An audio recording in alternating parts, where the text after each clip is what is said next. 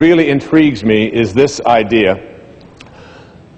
and I heard it many, many years ago. I'm not even sure of the original source where I heard it, but it goes like this.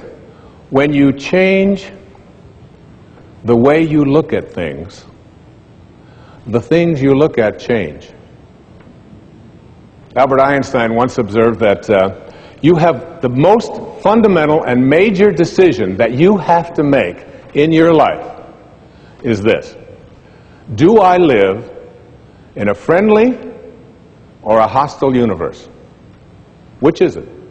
Is it a universe that is filled with hostility and anger and people wanting to hate each other and people wanting to kill each other? Is that what you see? Because when you see the world that way, that's exactly what you will create for yourself in your life. This is from great scientific minds.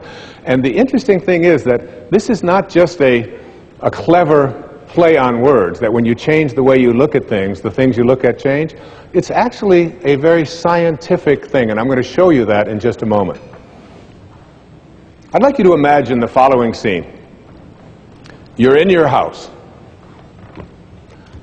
You've got your car keys in your hand.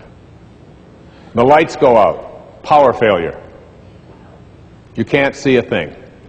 You stumble around in your living room and you drop your keys.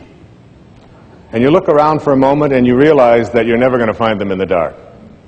But you look outside and you notice that the street lights are on. So in your mind, a light bulb goes off. I'm not going to sit around here in the dark and grope around looking for my keys when there's a light on outside. I'm going to go out here under the street light and I'm going to look for my keys. Why are you laughing? This makes a lot of sense. So you're out here and you're groping around and you're looking for your keys and you're looking and looking, and your neighbor comes along and says, "What happened, Wayne?" "Well, I dropped my keys." "Oh, I'll help you look for them." And the two of us are now down here looking for our keys. And looking, finally he says to me, "Excuse me, but where did you drop your keys?" "Well, I dropped them in the house." He said, "You mean to tell me that you dropped your keys in the house and you're looking for them out here in the streetlight? Doesn't make any sense." And I said, "Well, it doesn't make any sense to grope around in the dark when there's light out here."